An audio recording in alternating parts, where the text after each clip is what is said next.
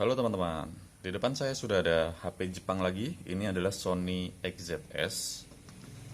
Ya, ini Sony XZS. Ya, sebenarnya ini yang sudah keluaran cukup lama ya. Dan mungkin ya teman-teman sudah banyak yang tahu Sony XZS ini. Tapi apakah Sony XZS ini masih layak dibeli di tahun 2021 ini? Nah, coba ya kita lihat apa sih kelebihan dan kekurangan dari Sony XZS ini. Yang pertama, kita mau lihat dari layarnya, dia 5,2 in, IPS, Triluminos Display, tapi sudah ada perlindungannya Gorilla Glass 3. Ya memang Gorilla Glass 3, kalau sekarang sih sudah Gorilla Glass 5 ke atas ya. Jadi cuma ini Gorilla Glass 3 juga udah bagus sih dibanding kalau nggak ada perlindungan sama sekali. Jadi Gorilla Glass 3 itu bisa tahan sekitar 1 meter ya, jatuh tanpa pecah. Klaimnya sih, tapi ya kalau aku sih selalu sarankan pakai tambahan tempered glass agar kalau jatuh atau ketindis dia yang pecah tempered glassnya bukan layarnya. Kemudian dengan layar Triluminos Display dia sih sudah cakep ya untuk melihat video atau gambar. Dia udah bening banget. Kemudian kameranya, kalau dulu sih tagline-nya untuk kameranya ini dia super slow motion. Jadi kelebihannya di situ. Kita mau lihat ya untuk kameranya super slow motionnya itu gimana. Ini selfie. Oke, untuk videonya, nah dia sudah ada tanda seperti ini. Ini artinya tanda untuk super slow motionnya. Kalau kita klik, dia ada keterangan gerakan super lambat. Ini 960 frame per second ya. Jadi dia bisa lambat banget. Oke, dapat. Nah, misalnya kita mau ketuk tombol tengah pada momen yang tepat. Jadi kalau misalnya kita ada motor lewat nih, atau mobil lewat, atau ini ya tangan kita ya. Nah, jadi waktu kita tekan tadi, dia sudah dapat efek super slow motionnya. Kita matikan, kita lihat hasilnya. Tombol tengah pada momen yang tepat. Jadi kalau misalnya kita ada motor lewat nih, atau mobil lewat, atau ini ya tangan kita ya. Iya, ini ya super slow motionnya jadi pelan banget ya. Nah, hasilnya tadi cepet ya. Waktu kita tekan tadi, dia sudah. Jadi memang itu hanya sesaat sih untuk super slow motionnya. Tapi kayaknya ini bisa diedit juga deh. Kalau nggak salah sih bisa diedit untuk misalnya ini ya. Terus kita edit kecepatan. Nah ini dia. Jadi kecepatannya ini bisa kita tentukan juga apakah ini 1/8, 1/4 atau setengah kali kecepatan aslinya. Jadi ya tadi kan singkat tapi kita bisa bikin dia agak panjang. Ya seperti itu. Kameranya 19 megapiksel dan ini bening banget. Seperti biasa ya, kamera Sony itu tidak mengecewakan. Dia cakep. 19 megapikselnya resolusi ya ini 19 megapiksel 4:3. Kemudian kamera selfie-nya itu adalah 13 megapiksel. Ya, kamera selfie-nya Sony sih biasa-biasa aja, nggak terlalu istimewa kayak Samsung ya. Tapi dia lebih real aja. Cuma sih paling cakep memang di kamera belakangnya. Dia sudah 19 megapiksel triple sensor. Saya nggak tahu ya triple sensor itu kayak gimana. Cuma kalau di iklannya dia bisa triple sensor itu bisa sensor jarak sama sensor objeknya sama sensor geraknya kalau nggak salah. Triple sensor itu. Itu kelebihannya. Kemudian yang lain lagi dia sudah RAM 4, internalnya 32. Ini bentuknya sih sama kayak XZ biasa, cuma XZS ini kamera belakangnya lebih menonjol. Dia resolusinya diperkecil, tapi tetap kualitasnya bagus. Kemudian RAM-nya 4, internal 32 itu sudah Android 8. Kayaknya nggak bisa diupdate lagi ke Android 9. Dia mentok di Android 8 tentang ponsel.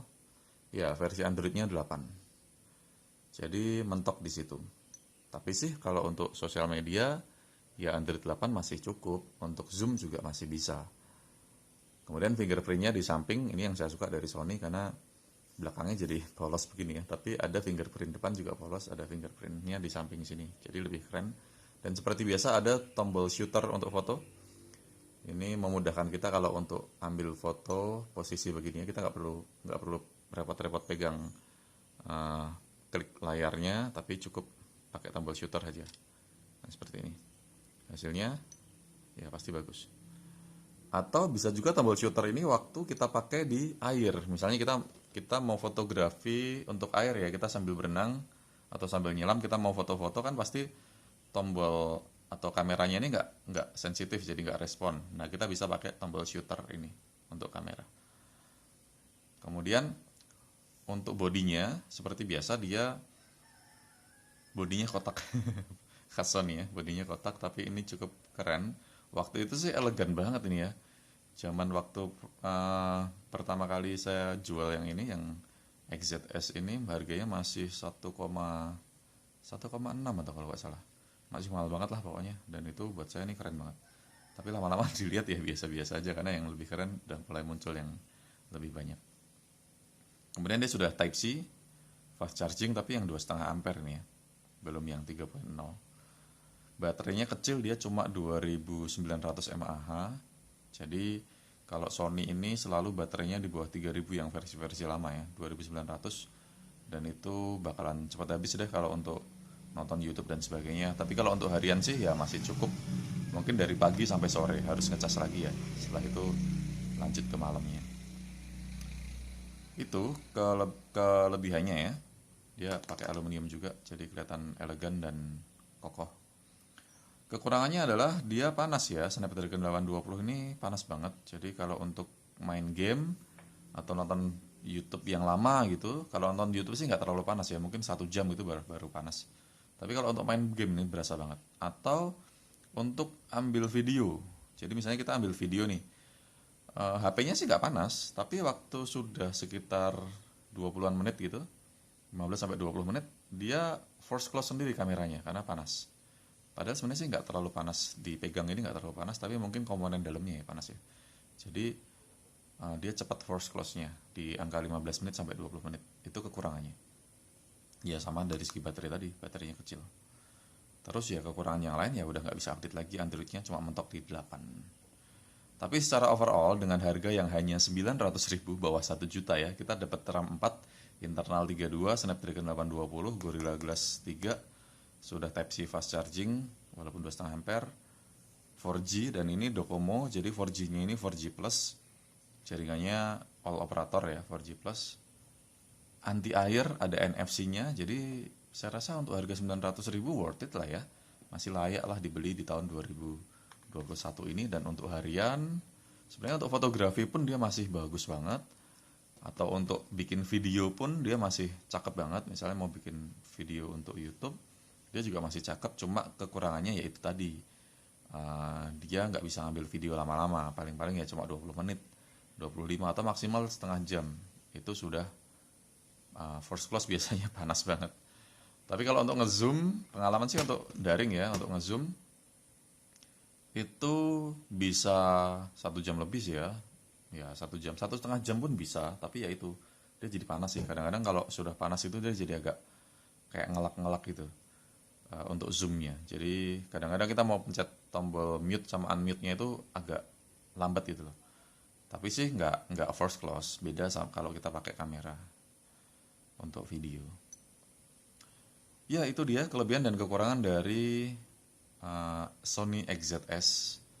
Semoga teman-teman suka. Kalau misalnya ada kekurangan dari penjelasan saya, tolong komentar ya, agar teman-teman yang lain juga dapat manfaat dari komentar kalian. Terima kasih.